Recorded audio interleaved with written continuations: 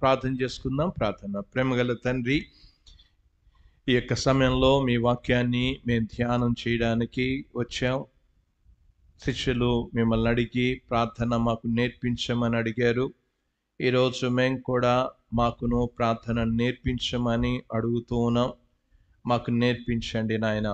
మేము నేర్చుకోవాల్సింది ఎంతో ఉంది. మా ప్రార్థన జీవితాలను మేము సరి చేసుకుంటూ సరి అయిన రీతిగా ప్రార్థించి గొప్ప జయాలు, గొప్ప అనుభవాలు మేము పొందడానికి మీ కృప అనుగ్రహించండి.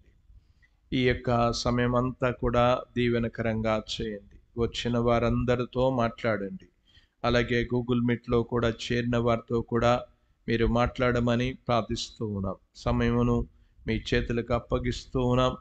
నాయన, మా చెదిరిపోతున్న మా యొక్క తలంపులు, ఆలోచనలు అన్నీ కూడా మీకు లోపరుచుకొని మీ స్వాధీనంలో తీసుకొని మాతో మాట్లాడండి. మేము వినడానికి మంచి చెవులను ఇవ్వండి నాయన. వివేచించడానికి మాకు వివేచన దయచేయండి. మా కనులను మీరు తెరవండి.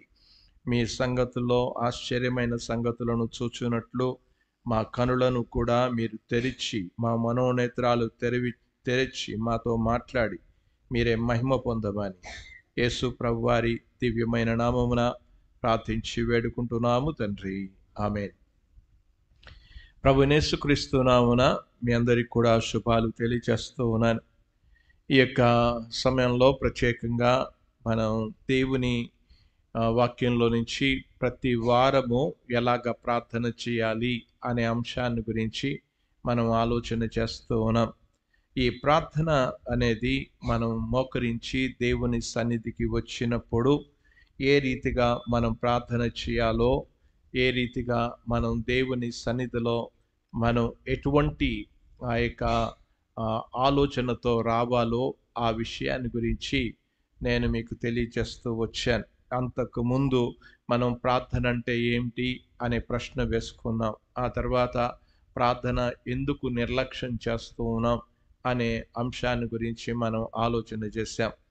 ఈ గత వారాల్లో నుంచి మనం దేవుని సన్నిధానంలో తలలు ఉంచి ప్రార్థన చేసుకుందాం అన్నప్పుడు ఏ విధమైన ఆలోచనతో ఈ స్థలానికి వస్తూ ఉన్నాం, ఏమని మనం మోకరిస్తూ ఉన్నాం, ఏమని భావిస్తూ ఉన్నాం, వీటన్నిటిని గురించి నేను గత వారంలో కొన్ని విషయాలు మీకు తెలియజేయడం జరిగింది. ఇందులో మనం చెప్పాలి అనంటే ఈ మొట్టమొదట దేవశాస్త్రం అనే విషయాన్ని, బైబిల్ అంతటినీ కూడా మనం ఆలోచన చేస్తూ ఉన్నప్పుడు దేవశాస్త్రం అంటే దేవుని గురించిన శాస్త్రం అనేది.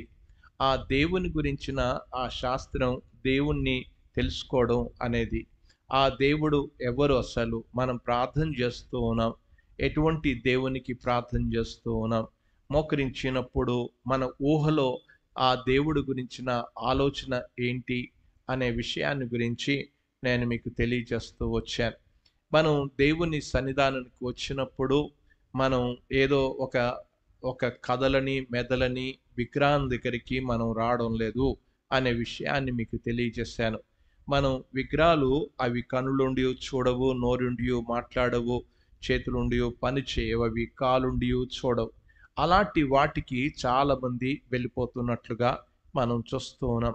అందుకే మన చర్చెస్లో మనం ఎక్కడ కూడా విగ్రహాలు కానీ ఆ పటాలు కానీ ఏమి పెట్టాం. ఎందుకంటే మనం విగ్రహాలకు మనం ప్రార్థన చేయకూడదు అనే విషయాన్ని, మనం దేవుణ్ణి ప్రార్థన చేస్తున్న ఆ దేవుడు ఎలాంటి వాడు అనే విషయాన్ని మనం అర్థం చేసుకోగలిగినప్పుడే మన ప్రార్థన జీవితాలు చాలా బాగా ఉంటాయి. మనం అర్థం చేసుకోలేనప్పుడు, దేవుని గురించిన అవగాహన అనేది సరిగ్గా లేనప్పుడు మనం సరి అయిన రీతిగా ప్రార్థన కూడా చేయలేం. మీరు ఒకసారి ఆలోచన చేద్దాం. మనం మన స్కూల్లో చదువుకుంటున్న దినాలలో ఒక హెడ్ మాస్టర్ వస్తూ ఉన్నాడు అనగానే పిల్లలందరూ కూడా ఎలాగ గౌరవం అనేది కనబడేది. అలాగే దేవుడి గురించిన అవగాహన, మనం ఏ దేవుణ్ణి మనం ప్రార్థన చేస్తూ ఉన్నాం, ఆ దేవుని గురించిన అవగాహన అనేది మనకు ఉండాలి. లేనప్పుడు ఎవరికి సంబోధిస్తూ ఉన్నాం, ఎవరికి చెప్తూ ఉన్నాం, ఆ విషయాన్ని మనకు అర్థం కానప్పుడు మన ప్రార్థన జీవితం కూడా అడిగే విధానం కూడా సరిగ్గా ఉండదు. ఈ విషయాలను గురించి నేను గత వారంలో మీకు తెలియజేస్తూ వచ్చాను. మొట్టమొదట ఆయన ఒక వ్యక్తి అనే విషయాన్ని మీకు తెలియజేస్తూ వచ్చాను. ఆయన ఒక వ్యక్తి, ఏదో మనం ఆ యొక్క కదలని మెదలని వ్యక్తి కాదు. ఆయన కదిలే వ్యక్తి. ఆయన వ్యక్తిత్వం కలిగిన వ్యక్తి అనే విషయాన్ని, ఆ వ్యక్తిత్వంలో మీకు చెప్తూ వచ్చాను. ఏమనంటే ఆయనకు ఒక చిత్తం ఉంది, ఆయనకు ఒక ఉద్దేశం ఉంది, ఆయనకు ఒక ఆలోచన ఉంది. గనక మనం ఏదైనా సరే ఆ వ్యక్తి దగ్గరికి వెళ్ళి మనం మాట్లాడుకోగలం.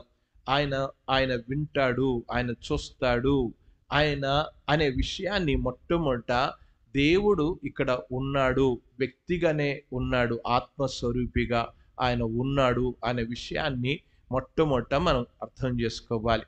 ప్రభువా అని పిలుస్తూ ఉన్నప్పుడు, దేవా అని పిలుస్తూ ఉన్నప్పుడు ఆయన వ్యక్తిగా ఈ స్థలంలో ఉన్నాడు. మనం దేవుని సన్నిధానానికి వచ్చినప్పుడు ఏదో ఆషామషిగా రావద్దు, ఆటలాడుకునే రీతిగా తమాషగా మనం రాకూడదు. దేవుడు ఉన్నాడు, దేవుని సన్నిధి, దేవుడు ఈ స్థలంలో నువ్వు దేవా అని అన్నప్పుడు ఆయన వింటున్న దేవుడు అనే విషయాన్ని, ఆయనకు ఒక మూర్తిమత్వం లేకపోతే ఆయనకి ఒక వ్యక్తిత్వం ఉన్నది అనే విషయాన్ని గురించి నేను మొదటి విషయం చెప్పాను. ఆ విషయాలు మీరు గతంలోనే రాసుకుంటూ వచ్చారు. రెండవది ఏంటి అనంటే ఆయన మనకు సమీపముగా ఉన్నాడు అని చెప్పుకుంటూ వచ్చాను. ఆయన ఎక్కడున్నాడు అనంటే మనకు సమీపముగా ఉన్నాడు. మనం పిలవగానే ఆయన పలికే దేవుడు అనే విషయాన్ని నేను మీకు ద్వితీయోపదేశ కాండంలో కూడా ఆ వచనాలు మీకు చెప్తూ వచ్చాను. మీరు ఒకసారి మీ నోట్స్ని ఎందుకు చెప్తున్నానంటే పదే పదే సార్లు మీ మనసులోకి ఇవి నాటబడితేనే కానీ మన ప్రార్థన జీవితాలు మనం సరి చేసుకోలేం. కనుక అక్కడ ఏ దేవుడు సమీపంగా ఉన్నాడు అని చెప్పుకుంటూ ఆ ప్రశ్న కూడా అక్కడ వేసుకుంటూ వచ్చాను. గనక దేవుడు మనకు సమీపముగా ఉన్న దేవుడు అనేది దేవుని యొక్క వాక్యంలో చాలా స్పష్టంగా మనం ఆ విషయాలను గమనిస్తూ వచ్చాం. ఏ దేవుడు ఉన్నాడు, ఎవరికి సమీపంగా ఉన్నాడు? ఇశ్రాయేలు ప్రజలకు ఉన్న సమీపంగా ఉన్న దేవుడు ఏ ప్రజలకు లేడు అనేది దేవుని యొక్క వాక్యంలో నేను మీకు ఆ రెఫరెన్సెస్ కూడా మీకు తెలియజేస్తూ వచ్చాను. గనక మన దేవుడు ఎంత దగ్గరగా ఉన్న దేవుడు, ఎంత సమీపంగా ఉన్న దేవుడో మీరు అర్థం చేసుకోవాలని నేను మనవి చేస్తున్నాను. గనక మనం ఆయన సమీపంగా ఉన్న దేవుడు అనేది, ఎంత సమీపంగా ఉండే దేవుడు, ఈ రోజున ఇక్కడ కూర్చున్న వాళ్ళలో అర్థం చేసుకోవాలి ఎక్కడ ఉన్నాడు దేవుడు అనేది కూడా గమనించాలి. ఈ విషయాన్ని యెరెమీయా గ్రంథంలో కూడా నేను మీకు చూపిస్తూ ఉన్నాను. చూడండి, యెరెమీయా గ్రంథానికి మనం వెళ్దాం. అక్కడ చెప్తూ ఉన్నాను 23వ అధ్యాయం 23వ వచనంలో, నేను సమీపమున ఉండు దేవుడను మాత్రమేనా అని అన్నాడు. కనుక ఆయన సమీపముగా ఉండే దేవుడేనా అనంటే ఆయన సమీపంగా ఉండే దేవుడు, ఆయన దూరముగా నుండు దేవుడనను కానా అని చెప్పుకుంటూ వచ్చాడు. ఆ ప్రశ్న అనేది మనం చూస్తూ ఉన్నాం. గనక దేవుడు మనకు సమీపముగా ఉన్నాడు అనే విషయాన్ని, రెండవ విషయాన్ని మనం ఆలోచిస్తూ వచ్చాం. మూడవ విషయం ఏమని ఆలోచించాం అనంటే ఆయన అపరిమితుడు అని చెప్పుకుంటూ వచ్చాను. ఆ అపరిమితుడు అనే మాటను మనం గమనిస్తూ ఉన్నప్పుడు దేవుడు ఒక దగ్గర ఉండి మరొక దగ్గర కూడా ఉండగలిగిన దేవుడు, ఆయనని ఒక దగ్గర మనం బంధించలేం అనే విషయాన్ని గురించి కూడా నేను మీకు తెలియజేస్తూ వచ్చాను. కనుక ఆయన అపరిమితుడు అనేది ఎక్కడైనా సరే ఆయన ఉండగలిగిన దేవుడు. అందుకే సొలొమోను మందిరం కట్టినప్పుడు ఒక మాట అన్నాడు, భూమి ఆయన పాదపీఠము, ఆకాశము ఆయన సింహాసనం అన్నాడు. ఎంత ఉన్నతుడు, ఎంత పరిమితుడో, లేకపోతే ఆ ఒక దగ్గర మనం బంధించలేం. మీకు చెప్తూ వచ్చాను, మనం చాలాసార్లు కూడా చాలా మంది ఇళ్లల్లో దేవుడు గది అని ఉంటుంది, ఒక మూల పెట్టుకుంటారు. ఆ మూలలోనే ఆ దేవుడు ఉంటాడు, అతనికి తలుపులు కూడా వేసేస్తారు. కనుక ఆ దేవుడు అక్కడే ఉంటాడు, అసలు ఇంకెక్కడ ఉండడు. అందుకే చాలా మంది దేవుడు అక్కడ ఉన్నాడని అక్కడికి వెళ్తూ ఉంటారు. చాలా మంది వెళ్తూ ఉంటారు. ఇదంతా కూడా మీ అందరికీ తెలుసు. దేవుడు అక్కడ ఉంటాడు అని అక్కడికి వెళ్తూ ఉన్నారు. అక్కడ ఉండే దేవుడు కాదు, ఆయన అపరిమితుడు అనే విషయాన్ని మనం అర్థం చేసుకోవాలని నేను మనవి చేస్తూ ఉన్నాను. 4వ విషయాన్ని మనం ఇప్పుడు ఆలోచిద్దాం. నేను 3 విషయాలే చెప్పాను అనుకుంటున్నాను కనుక దేవుడు దేవుడు అధికుడు అనే విషయాన్ని కూడా చెప్పాను. అదే సమీపంగా అదే దాంట్లోనే ఆ మాటలు నేను చెప్పుకుంటూ వచ్చాను. ఇక విషయాన్ని ఏంటి అనంటే 4వ విషయంలో మనం ఆలోచన చేయాల్సింది ఏంటంటే దేవుడు అనంతుడు అనే విషయాన్ని మనం గమనించాలి. మనం ఒక స్థలానికి, ఒక ప్రాంతానికి, ఒక ప్రజలకు ఆయన పరిమితి కాదు అనే విషయాన్ని ఈ రోజున చాలామంది మీ దేవుడు మీ దేవుడు మీ దేవుడు అని అంటుంటారు. మీ దేవుడు కాదు, మనందరి దేవుడు ఆయన. ఆయన అనంతుడు అనే విషయాన్ని మనం అర్థం చేసుకోవాలి. ఆయన మనం ప్రార్థన చేస్తూ ఉన్నప్పుడు ఎక్కడున్నా సరే ఆయన అనంతుడు అనంటే ఇంకా అంతము లేనివాడు అనే విషయాన్ని ఆయన అల్ఫయు ఒమేగయు అని చెప్పుకుంటూ వచ్చాడు. ఆయన ఆయన ఆయన ఎప్పుడు కూడా ఉండే దేవుడు అనే విషయాన్ని ఇప్పుడు వచ్చాడండి అని అంటుంటారు చాలా మంది. కాదు, యేసు ప్రభువారు ఆయన మొట్టమొదట ఎలాగుండేవారు అనే విషయాన్ని గురించి యోహాను సువార్త 1వ అధ్యాయంలో చూస్తే ఆదియందు వాక్యం ఉండెను, వాక్యము అనే విషయాన్ని ఆదియందు అనే విషయాన్ని మనం గమనించాలి. ఆయన అనంతుడు. ఆయన ఒక కాలానికి మాత్రమే పరిమితం కాదు. ఆయన పరిస్థితులు అంతటి కూడా ఒక స్థలానికి ఎక్కడైనా చేయగలడు. మనం అనుకోవచ్చు ఏదో ఒక మూల అని అనుకోవచ్చు, ఆ మూలలో కూడా ఆయన చేయగలడు అనే విషయాన్ని మనం అర్థం చేసుకోవాలి. ఇంకా ఎంతవరకు ఆయన అనంతుడు అనంటే మన హృదయాలను కూడా ఆయన మనల్ని కంట్రోల్ ఆధీనపరచుకోగలడు, నియంత్రించగలడు కూడా. మన హృదయాలను కూడా అంత అనంతుడు. కొంతమందికి వ్యక్తికి ఒక్కవరకే పరిమితం ఉంటుంది, కానీ ఈయనకి అలాంటి పరిమితం ఏమీ కూడా లేదు. ఆయన అనంతుడైన దేవుడు ఆయన. కనుక నువ్వు దేవుని దగ్గరికి వస్తున్నప్పుడు ఇప్పుడు మనం ప్రార్థన చేస్తూ ఉన్నాం. ఈ రోజున ఇక్కడ కూర్చున్న వాళ్ళం మనం ప్రార్థన చేస్తూ ఉన్నప్పుడు ఆ ప్రార్థన ఎలాగ చేస్తాం ఏంటి అనే విషయాన్ని మన హృదయాలన్నిటికంటే ఆయన అధికుడు అనే విషయాన్ని కూడా అర్థం చేసుకోవాలి.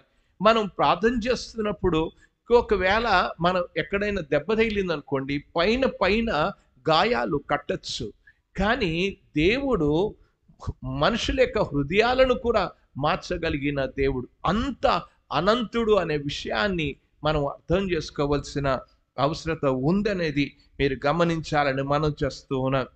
ఒక వ్యక్తి కొరకు ప్రార్థన చేస్తున్నాం అనుకోండి, ఒకవేళ త్రాగుబోతుల గురించే ప్రార్థన చేస్తూ ఉన్నాం, లేకపోతే ఒక రోగి కొరకే మనం ప్రార్థన చేస్తూ ఉన్నాం, లేకపోతే మరొక విషయాన్ని గురించి మనం ప్రార్థన చేస్తున్నప్పుడు ఆ ప్రార్థనలన్నిటికి కూడా దేవుడు అనంతుడు అనే విషయాన్ని మీరు గమనించాలని మనం చేస్తున్నా. రండి రెఫరెన్సెస్కి మనం వెళ్దాం, ఆలోచన చేద్దాం. దేవుని యొక్క వాక్యంలో మీరు ఆలోచన చేస్తూ ఉన్నప్పుడు సామెతల గ్రంథానికి వెళ్దాం.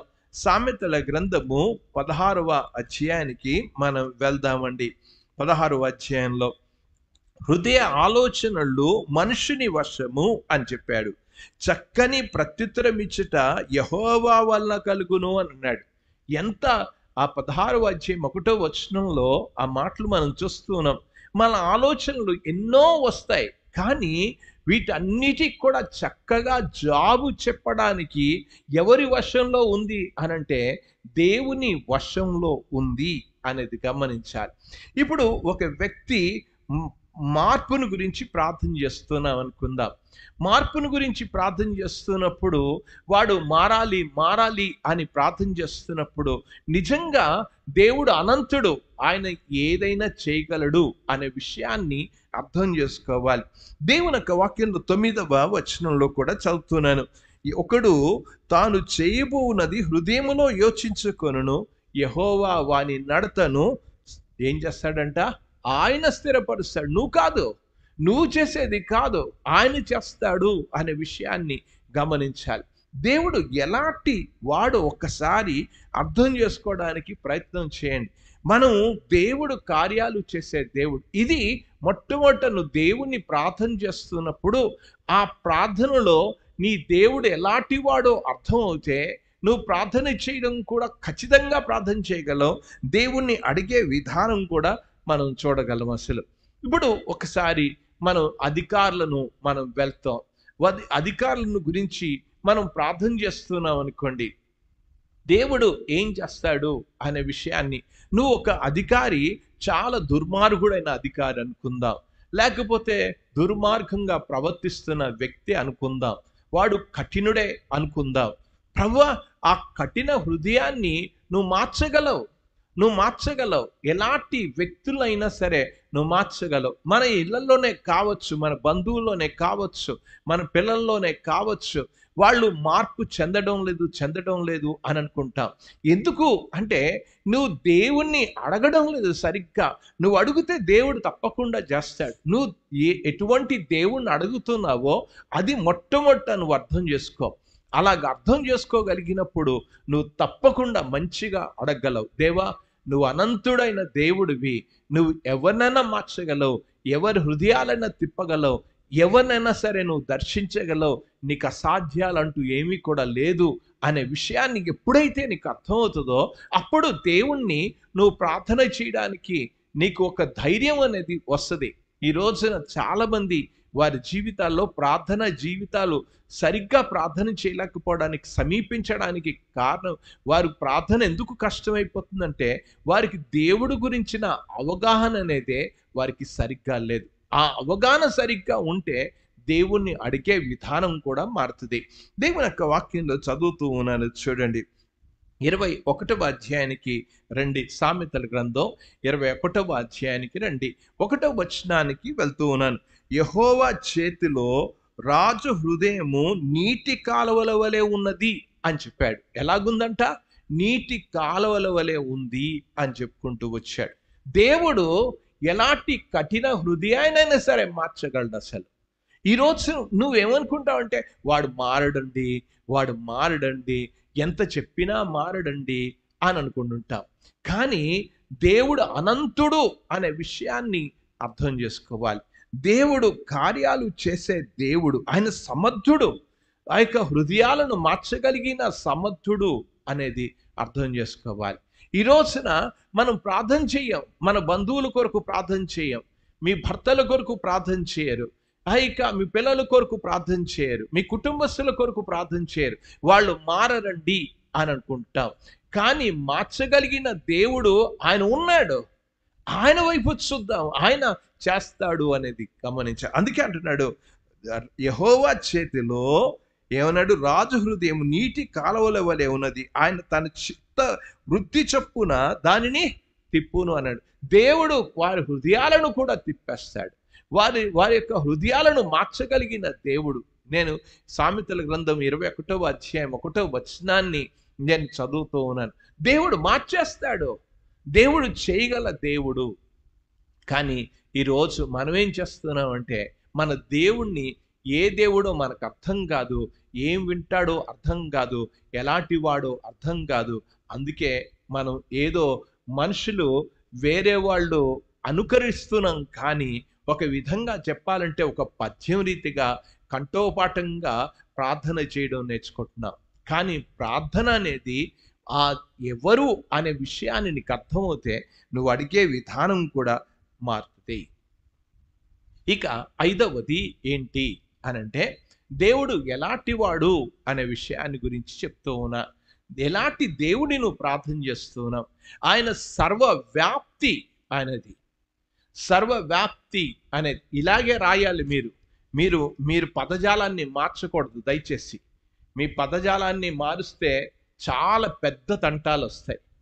ఈ యొక్క ఎందుకు చెప్తూ ఉన్నా అనంటే వాళ్ళు చెప్పేది వేరే అన్య మతస్థులు చెప్పే విషయం ఎలాగుంటుందంటే ఇందు లేడు అందుగలడు సందేహమేలా అని చెప్తూ ఉంటారు.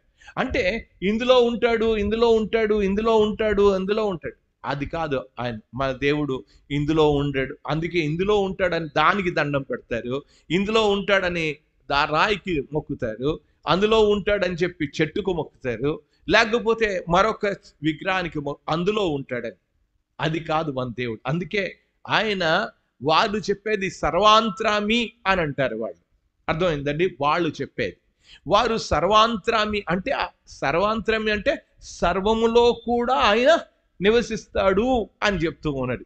దేవుడు అన్నిటిలో నివసించాడు. అందుకే చెప్పాడు, ఏ విగ్రహమునైనను నువ్వు చేసుకోకూడదు అని చెప్పాడు. దాంట్లో నేను ఉండను, దాంట్లో ఉండను, దీంట్లో కూడా ఉండను. ఇంకా చెప్పుకుంటూ వచ్చాడు. దేవుడు అన్నాడు, ఈ గుడి గోడలలో ఆయన ఉండడు. మనం అనుకుంటున్నాం ఇక్కడ మనం చర్చి కట్టుకున్నాం, చర్చి దగ్గర ఇక్కడ ఉంటాడు, అక్కడ లేడు. అది పాత అందుకే యేసుప్రభు వారి దగ్గరికి సమరయ స్త్రీ వచ్చినప్పుడు సమరయ స్త్రీ ఏమంది? ఒక మాట చెప్పింది, మీరు ఈ కొండ మీద ఆరాధిస్తారు, మేము ఈ కొండ మీద ఆరాధిస్తాం. మీరు ఆ యొక్క యూదులంతా కూడా యెరూషలేము కొండ మీద ఆరాధనకి వెళ్తారు. సమరయులు అందరూ కూడా ఎక్కడికి వెళ్తారంట? గెరేజేము కొండకు వెళ్తారు. ఇది గెరేజేము కొండలో దేవుడు లేడు, యెరూషలేము కొండల్లో కూడా దేవుడు లేడు. ఇది చాలా మంది అనుకునేది ఏంటంటే దేవుడు ఎక్కడో ఉంటాడు అనే విషయాన్ని. వాళ్ళకి మన దేవుడు అలాంటి దేవుడు కాదు. ఇది బాగా మనం అర్థం చేసుకోవాలి. దేవుని గురించిన అవగాహన ఈ రోజున లేకపోవడం చేత మన ప్రార్థన జీవితాలు సరిగ్గా ఉండటం లేదు. ప్రార్థన సరిగ్గా ఉండాలి అనంటే మనం ఎరిగిన, మనం నమ్ముకున్న దేవుడు ఎలాంటి వాడు? ఆయన సర్వవ్యాప్తి. ఆయన మనం ఇక్కడ ప్రార్థన చేస్తూ ఉన్నాం, మరొకరు కోనేవలసలో ప్రార్థన చేస్తున్నారు, మరొకరు వెలగవలసలో ప్రార్థన చేస్తూ ఉన్నారు, మరొక జిల్లాలో మరొక దేశంలో ప్రార్థన చేస్తూ ఉన్నారు. ప్రార్థన చేస్తున్నప్పుడు దేవుడు, మనం ఇక్కడ ప్రార్థన చేస్తున్నాం, అక్కడ కూడా ప్రార్థన చేస్తూ ఉన్నారు. దేవుడు వారి ప్రార్థన ఆలకిస్తున్నాడు, మన ప్రార్థన కూడా ఆలకిస్తూ ఉన్నాడు. మనం ప్రార్థన చేస్తూ ఉంటే దేవుడు అక్కడ కూడా కార్యాలు చేయగలడు. ఆయన సర్వవ్యాప్తి, ఆయన అంతటా ఆయన ఉన్నవాడు. ఇది మనం మొట్టమొదట అర్థం చేసుకోవాలి. మనం ఇది సరిగ్గా అర్థం చేసుకోకపోతే మనం ప్రార్థన సరిగ్గా ఉండదు. ఇది బాగా మన జీవితంలో దేవుడి గురించిన అవగాహన అనేది సరిగ్గా ఉండాలని నేను మనవి చేస్తూ ఉన్నా. ఒకసారి దేవుని యొక్క వాక్యంలోనికి మనం వెళ్దాం. ఆ మాటలు ఎలాగ రాయబడ్డాయో అనే విషయాన్ని గురించి కూడా నేను మీకు తెలియచేస్తూ ఉన్నాను. చూడండి, చాలా మంది వాళ్ళ జీవితాల్లో ఏంటి అనే విషయాన్ని గురించి వాడు ఆలోచన చేద్దాం. దేవుని యొక్క వాక్యంలోనికి వెళ్దాం. అపోస్తలుల కార్యము 12వ అధ్యాయంలోనికి మనం వెళ్దాం. 12వ అధ్యాయంలో మనం ఒక వృత్తాంతం అనేది కనబడుతుంది. అక్కడ యాకోబుని చంపించేసి, హేరోదు యాకోబుని చంపించేసి ఇప్పుడు పేతుర్ని చెరసాలలోకి వేసేసాడు. చెరసాలలో వేసినట్లుగా చూస్తూ ఉన్నాం. పేతురు చెరసాల్లో ఉన్నాడు. సంఘం ఏం చేస్తుందంట? 5వ వచనంలో, పేతురు చెరసాల్లో ఉంచబడెను, సంఘం అయితే అతని కొరకు అత్యాసక్తితో ప్రార్థన చేయుచుండెను అన్నమాట. ఆయన ఎక్కడ అత్యాసక్తితో ప్రార్థన చేయుచుండెను. ఇప్పుడు ఇక్కడ మనం గమనించవలసిన విషయం ఏంటంటే, పేతురు చెరసాల్లో ఉన్నాడు. సంఘం ఎక్కడుంది అనంటే సంఘం ప్రార్థన చేస్తున్నట్లుగా చూస్తూ ఉన్నాం. సంఘం అక్కడ లేదు, చెరసాల్లో సంఘం లేదు. పేతురు చెరసాల్లో ఉన్నాడు, సంఘం ఇంకొక దగ్గర ఉంది. వాళ్ళందరూ కూడా ప్రార్థన చేస్తూ ఉంటే దేవుడు ఇక్కడ వింటున్న దేవుడు అక్కడ కూడా దేవుడు కార్యం చేశాడు. 7వ వచనంలో చదువుతున్నాను, ఇదిగో ప్రభుదూత అతని దగ్గరకు నిలిచి. దేవుడు అక్కడ కూడా కార్యాలు చేస్తూ ఉన్నాడు. ఇది అర్థం చేసుకోవడానికి ప్రయత్నం చేయాలి మనం. దేవుని సన్నిధిలో మనం ప్రార్థన చేస్తూ ఉన్నప్పుడు దేవుడు వినే దేవుడు. ఎక్కడ ఉన్నా సరే వినే దేవుడు. మన దేవుడు ఒక చోటికి, ఒక స్థలానికి ఆయన పరిమితి కాదు అనేది అర్థం చేసుకోవాలి. మనం నమ్ముకున్న దేవుడు ఒక గొప్ప దేవుడు అనే విషయాన్ని అర్థం చేసుకోవాలి. ఈ రోజున చాలా మంది వారి జీవితాల్లో దేవుడు గురించిన అవగాహన లేకపోవడం చేత వాళ్ళు చేసే పని ఏంటంటే, అందుకే వారి ప్రార్థనలు సరిగ్గా ఉండవు. వారి ప్రార్థన జీవితాలు కూడా సరిగ్గా కనబడ్డంలా. దేవుని యొక్క వాక్యంలో వీడు ప్రార్థన చేస్తూ ఉంటే దేవుడు ఏం చేశాడు అని అంటే, దేవుని యొక్క వాక్యంలో చదువుతున్నాను. దేవుడు విన్నాడా లేదా చూడండి. సంఘము ప్రార్థన చేస్తూ ఉంటే 12వ వచనంలో చదువుతున్నాను.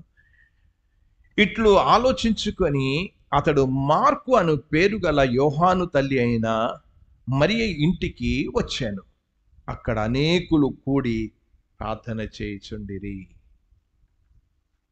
ఏం జరుగుతోంది? దేవుడు ఇప్పుడు తీసుకొచ్చింది ఎక్కడికి తీసుకొచ్చాడు? ఆ ప్రార్థనా స్థలానికి తీసుకొచ్చాడు. చెరసాల్లో నుంచి బయటికి లాగేశాడు దేవుడు. కనుక దేవుడు ఎక్కడైనా ఉన్నాడు. అరే, ఎవరెళ్ళి తీసుకొస్తారు, ఎవరెళ్ళి విడిపిస్తారు అనే విషయాన్ని అక్కడ ఏం అవసరంలా. నువ్వు ఇక్కడ ప్రార్థన చేస్తుంటే అక్కడికి వెళ్ళి దేవుడు కార్యాలు చేసే దేవుడు. ఆయన అంతటా ఉన్న దేవుడు.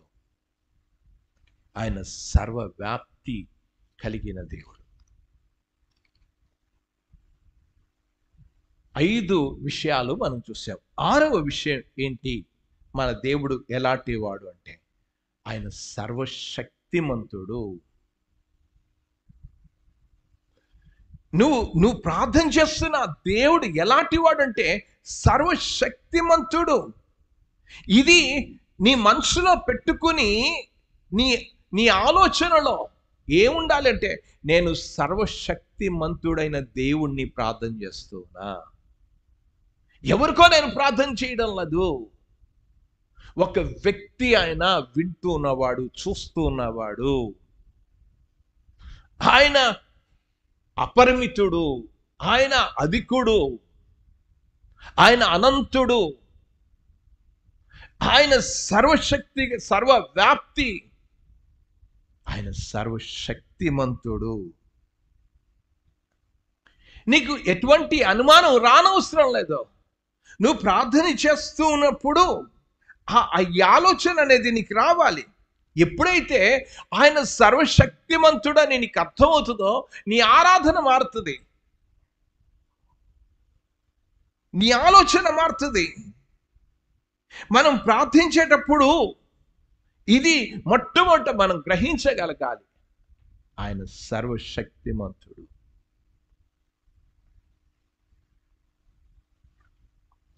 ఉదాహరణకి, ఒకవేళ నేను వరుసగా కొన్ని విషయాలు ఇందులో చెప్పాలని, ఆయన ఎంత సర్వశక్తిమంతుడు అన్న అర్థం చేసుకోవడానికే మనం వర్షం కొరకు ప్రార్థన చేస్తూ ఉన్నాం. వర్షం కొరకు ప్రార్థన చేస్తూ ఉన్నప్పుడు ఏమని తలంచి ప్రార్థన చేస్తున్నావు చెప్పు.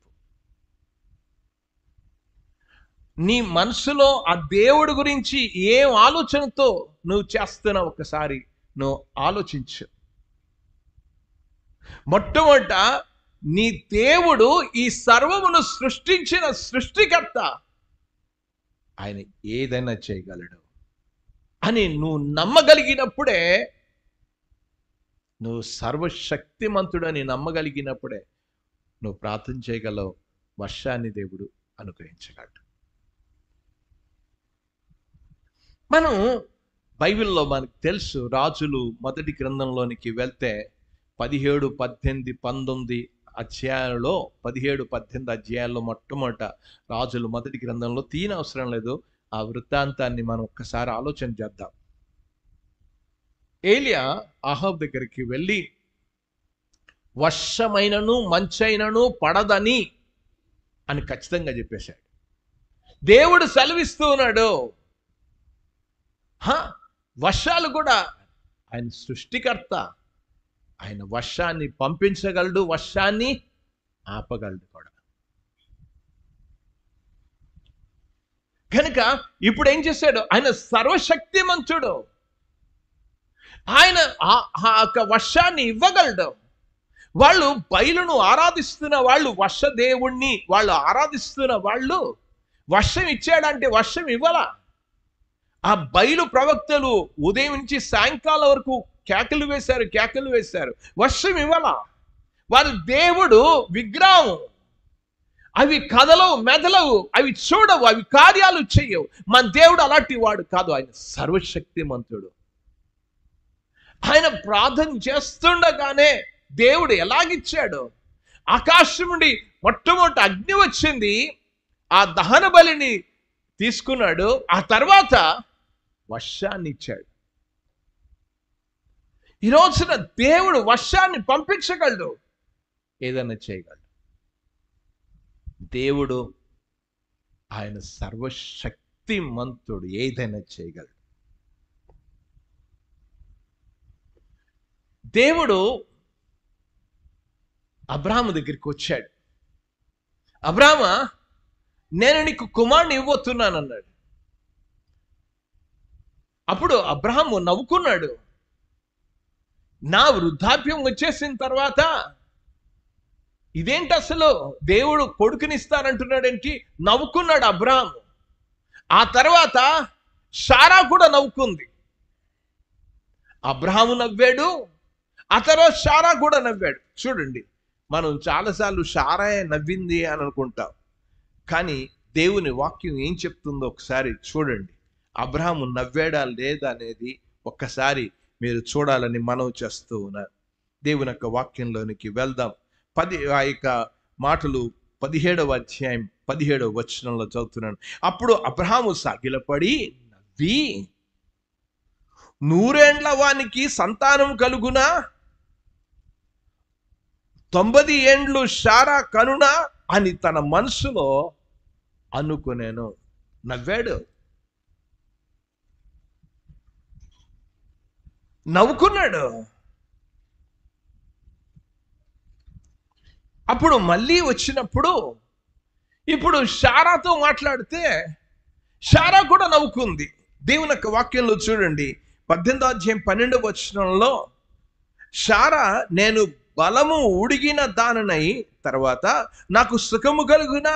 నా యజమానుడు వృద్ధుడై ఉన్నాడు కదా అని తనలో నవ్వుకొనేను. ఆవిడ నవ్వింది. అప్పుడు దేవుడు ఏమన్నాడో చూడండి, 14వ వచనంలో, యెహోవాకు అసాధ్యమైనది ఏదైనా ఉన్నదా? దేవుడు ఆ సర్వశక్తిమంతుడు, ఆయన ఏదైనా చేయగలడు. నువ్వు ఇది గ్రహిస్తే నువ్వు ప్రార్థన చేయగలవు.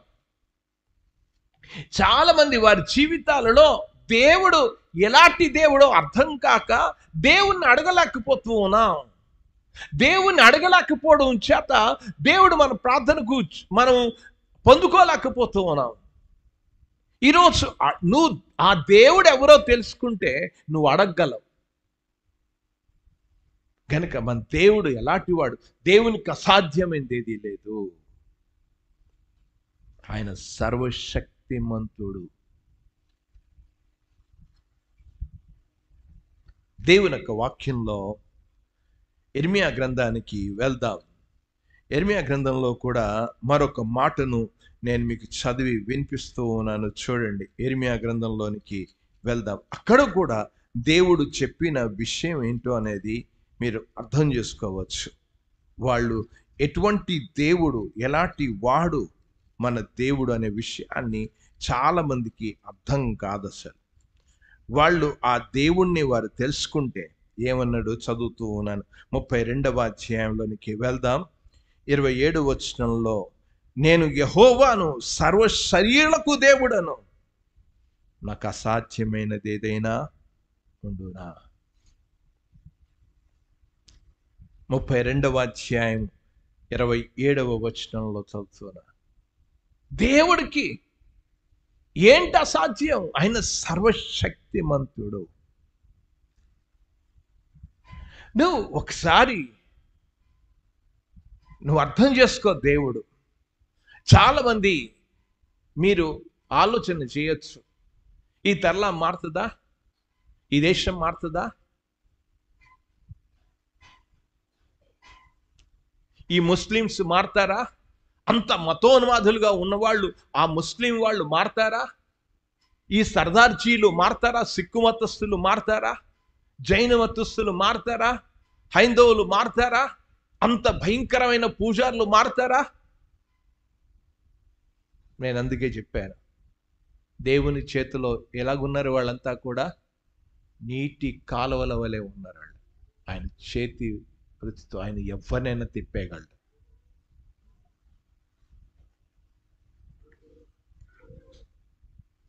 ఒక వ్యక్తి కొరకు నువ్వు ప్రార్థన చేస్తూ ఉన్నప్పుడు, ఒక వ్యక్తి యొక్క రక్షణ కొరకు ప్రార్థన చేస్తున్నప్పుడు దేవుడు వారి హృదయాలను తట్టుతాడు.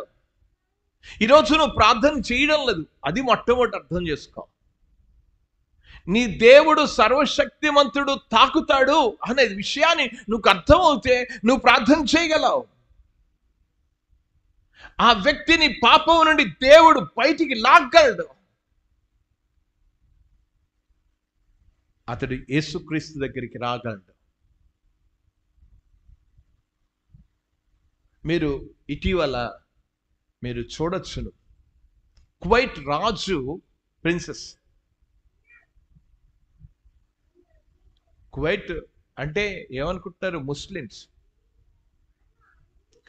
అతడు ప్రభువుని అంగీకరించేశాడు.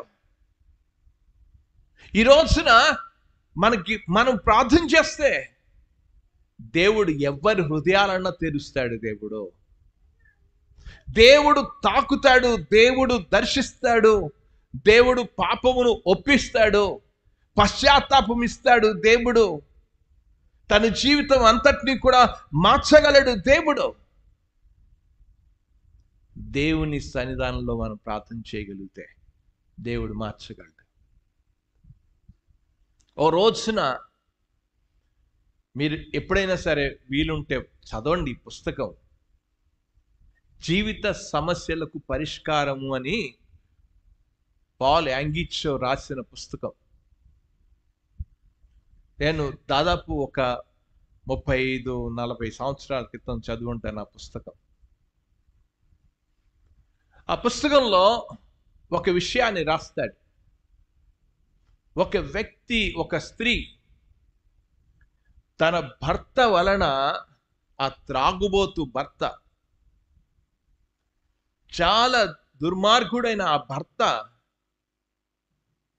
మార్పు కొరకు ఆ స్త్రీ ప్రార్థన చేస్తూ ఉంది.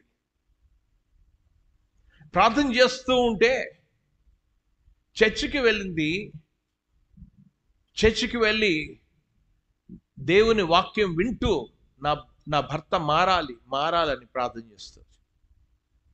పాస్టర్ గారి దగ్గరికి వెళ్ళి నా భర్త రక్షణ కొరకు ప్రార్థన చేయండి అని ఆ స్త్రీ అడగడం జరిగింది.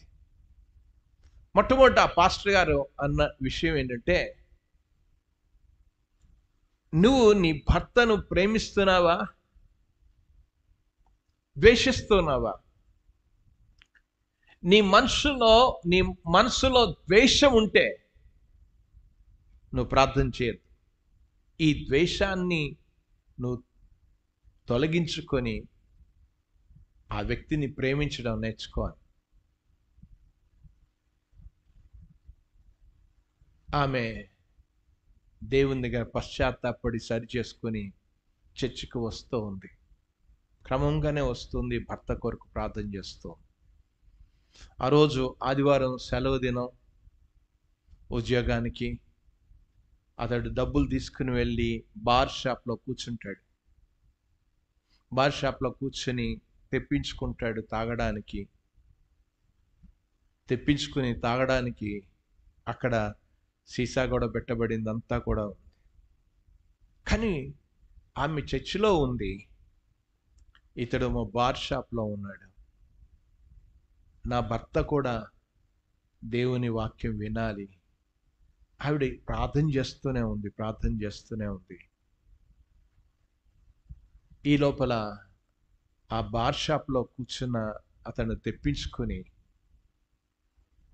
ఆ సీసాల మీద, ఆ త్రాగుడు మీద అసహ్యం కలిగింది.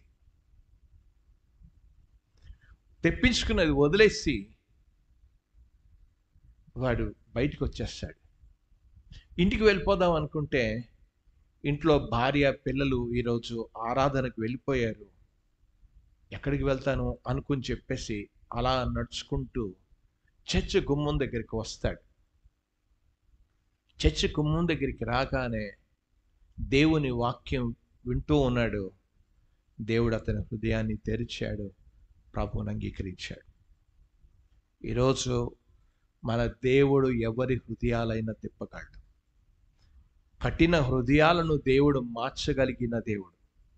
మనం ఎన్నోసార్లు ప్రార్థన చేస్తాం, సౌలును పౌలుగా మార్చగలిగిన దేవుడు ఈరోజు మన కుటుంబస్తులు దుర్మార్గులైన వారిని దేవుడు మార్చగలడా? ఆయన సర్వశక్తిమంతుడు. నువ్వు ఇది మొట్టమొదటి ఎరుగు. దేవుడు ఆయన సర్వశక్తి అంటే ఆయన చేయగల సమర్థుడు.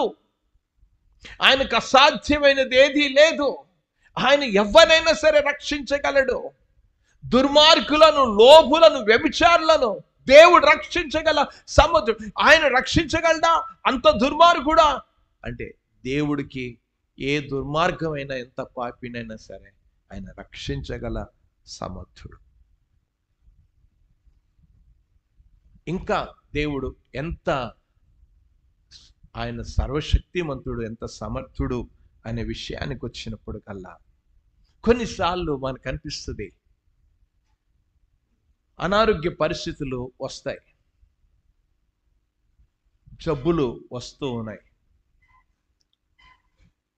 నేను ఈ రోజున ఒక విషయాన్ని వింటూ చదువుతూ ఉన్నప్పుడు మనం అనారోగ్య పరిస్థితికి వెళ్ళిపోయి ఇక చావు, చివరి చావు ఆ యొక్క గడియల్లోనికి వెళ్ళిపోయాడు. వెళ్ళిపోతే అక్కడి నుంచి నేను ఇక బ్రతకను అనే విషయాన్ని అప్పుడు ఉత్తరాలే ఉండేవి. ఆ ఉత్తరాలు పంపించాడు, మార్టిన్ లూథర్కి పంపించాడు. మార్టిన్ లూథరు అది ఉత్తరం అందుకొని ఆ ఉత్తరంలో రాస్తాడు, నేను ఒక విషయం ప్రార్థన చేస్తూ ఉన్నా. ఆ ప్రార్థన ఏంటి? సంఘం అంతా కూడా రోమన్ క్యాథలిక్ కట్లలోనికి వెళ్ళిపోయి విగ్రహారాధనలోనికి వెళ్ళిపోయింది. సంఘం, చర్చ్ అంతా కూడా విగ్రహారాధనలోకి వెళ్ళిపోయితే సంఘ సంస్కరణ తీసుకొచ్చిన మార్టిన్ లూథర్, అతనితో పాటు మెలంగ్టన్ అనే ఒకరు, ఇంకా కొంతమంది, వాళ్ళందరూ కూడా కలిసి చాలా పెద్దగా ప్రయాసపడ్డారు. అయితే తనతో పనిచేసేవాడు రోగి అయిపోయాడు. నేను ఇక బ్రతకను, చచ్చిపో. మార్టిన్ లూథరు దేవుడు స్వస్థపరచగలిగిన దేవుడు. ఏం ప్రార్థన చేశాడు మార్టిన్ లూథర్? ప్రభువా, దేవుని పని ఇంకా చాలా ఉంది, దేవుని పని చాలా ఉంది. దేవుని మహిమ కొరకు అతన్ని తాకి స్వస్థత ఇవ్వు, దేవుని పని మేము చేయాలి అని ప్రార్థన చేస్తాడు. దేవుని మహిమ కొరకు ప్రార్థన చేశాడు. దేవుడు చనిపోతున్న ఆ వ్యక్తిని దేవుడు లేపాడు. దేవుడికి అసాధ్యమైంది. 6 సంవత్సరాలు బ్రతికాడు. అమోఘమైన పుస్తకాలు, మార్టిన్ లూథర్ చెప్పిన పుస్తకాలు రాయగలగడానికి దేవుడు సహాయం చేశాడు. దేవునికి అసాధ్యమైంది ఏది లేదు. అనుకుంటాం దేవుడు ఈ రోగాన్ని బాగు చేయగలడా? దేవుడు ఏ రోగానైనా బాగు చేయగలడా? ఆయనకు అసాధ్యమైంది ఏది లేదు. ఆయన సర్వశక్తిమంతుడు. ఆయన ఇల్లు చక్కబెట్టుకో హిజ్కియా, నువ్వు చచ్చిపోతావు, ఇల్లు చక్కబెట్టుకో అన్నాడు. దేవుని వైపు తిరిగి ప్రార్థన చేశాడు. దేవుడు అద్భుతంగా హిజ్కియాకి ఆయుష్ని పెంచాడు. ఈరోజు అసాధ్యమైనది ఏది లేదు. దేవుడు ఎటువంటి పరిస్థితులైన దేవుడు కార్యాలు చేయగలడు. ఈ రోజున చాలాసార్లు కష్టకాలాల్లో మనం ఉంటాం. కొన్నిసార్లు మనం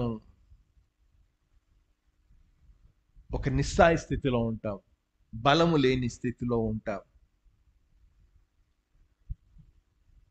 ప్రభువా, నాకు జ్ఞానం ఇవ్వు అని అంటే దేవుడు జ్ఞానం ఇచ్చే దేవుడు, దేవుడు సహాయం చేసే దేవుడు. దేవునికి అసాధ్యమైనది ఏది లేదు. ఏ పరిస్థితిలో అయినా సరే, నీ జ్ఞానం కావాలా, బలం కావాలా, సహాయం కావాలా, ఏది కావాలి? అరే, ఇది చేస్తాడా దేవుడు? నా పరీక్షల్లో దేవుడు సహాయం చేస్తాడా? నాకు ఉద్యోగంలో దేవుడు సహాయం చేస్తాడా? నా జీవితంలో అప్పులు పాలైపోయాను, దేవుడు సహాయం చేస్తాడా? దేవుడు సహాయం చేసే దేవుడు. ఆయన సర్వశక్తి కలిగిన దేవుడు. ఆయన మనకు తెలుసు, బైబిల్లో అప్పులు పాలైపోయారు. ఒక తల్లి అప్పుల్లో వెళ్ళిపోయింది. చివరికి అప్పులు వాడు వచ్చి ఆ కుమారుల్ని తీసుకుని వెళ్ళిపోతున్నప్పుడు ఆ తల్లి చేసిన పనేంటో మనకు తెలుసు. అప్పుల్ని ఎలా విడిపిస్తాడు దేవుడు? దేవుడు అద్భుతం చేశాడు. దేవుడు ఏం చేశాడు? తన దగ్గర ఉన్న బుడ్డిలో నూనెను పాత్రలో పోస్తున్న కొలది అన్నీ కూడా నిండిపోయాయి. దేవుడు ఎలాంటి కార్యాలు చేస్తాడు? నేను ఒక విషయాన్ని చదివి మనం ప్రార్థన చేసుకుందాం. దేవుడు ఎలాంటి వాడు అనేది. మీరు రాజుల గ్రంథానికి వెళ్దాం. మనం రాజుల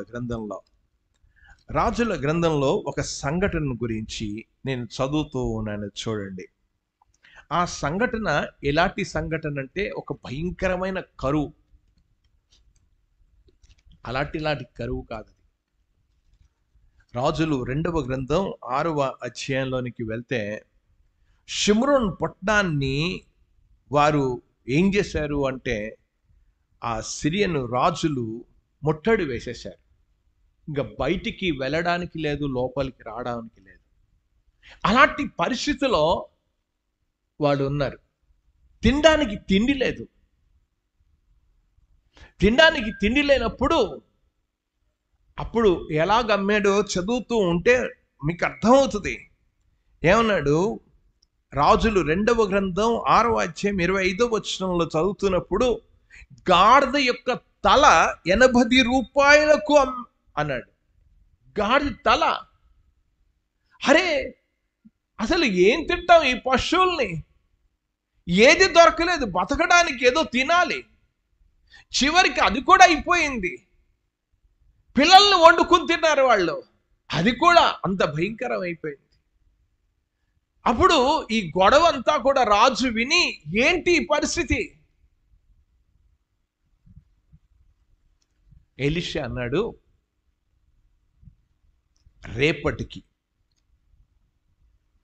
రేపటి దినమున 7వ అధ్యాయానికి రండి. 7వ అధ్యాయంలో ఒక మాట చదువుతున్నాను, 1వ వచనంలో చివరి భాగంలో, రేపు ఈ వేళకు షిమ్రోను ద్వారమందు రూపాయి ఒక్కంటికి 1 మానిక సన్నని పిండియు, రూపాయి ఒక్కంటికి 2 మానికల యవలులు అమ్మబడును. ఇదిగో రేపు దేవుడు ఒక అద్భుతం చేయబోతున్నాడు అనంటే, అక్కడ అన్నాడు ఒక అధిపతి ఏమన్నాడో తెలుసా? అందుకు ఎవరి చేతి మీద రాజు ఆనుకొని ఉండెనో ఆ అధిపతి, యెహోవా ఆకాశమందు కిటికీలు తెరిచినను. ఇంత దేవుడు కిటికీలు తెరిచేసినా అలాగు జరుగునా అని అన్నాడు. అలాగ జరుగునా? అయిపోద్దా? చాలాసార్లు కూడా అనుకుంటాం, మీరు ప్రార్థన చేసేస్తుంటే అయిపోతుందా? అవుతుంది. నేను నమ్ముకున్న దేవుడు సర్వశక్తిమంతుడు, సామర్థ్యం కలిగిన వాడని నువ్వు అర్థం చేసుకుంటే నువ్వు ప్రార్థన చేయగలవు. ప్రార్థన చేస్తే నీ ప్రార్థనకు జవాబు వస్తుంది. నీలో ఆ విశ్వాసం అనేది లేదు. ఆయన సర్వశక్తిమంతుడు అనేది.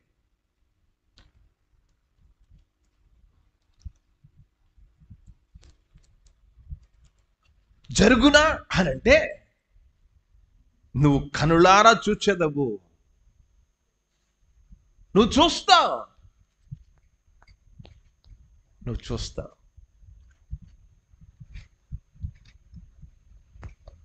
నువ్వు దేవుని కార్యాలు ఎంతైనా సరే ఆయనకు అసాధ్యమైనది ఏమీ లేదు.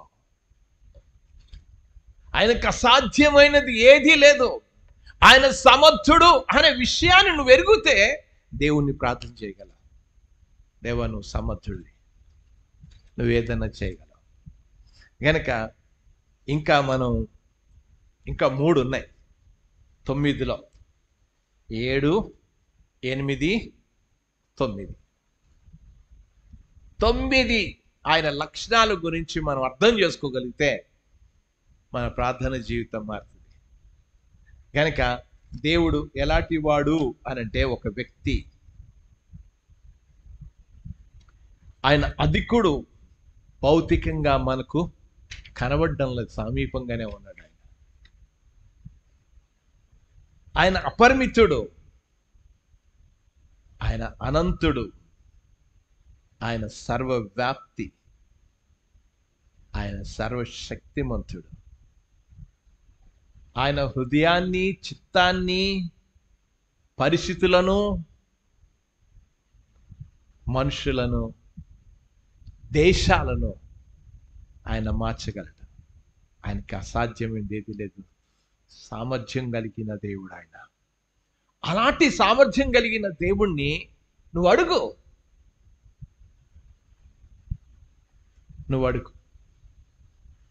నేను ఒక చిన్న విషయాన్ని చెప్పి ఏ విధంగా మనం ప్రార్థన జీవితంలో, విశ్వాస జీవితంలో పురికొల్పబడగలం అనంటే,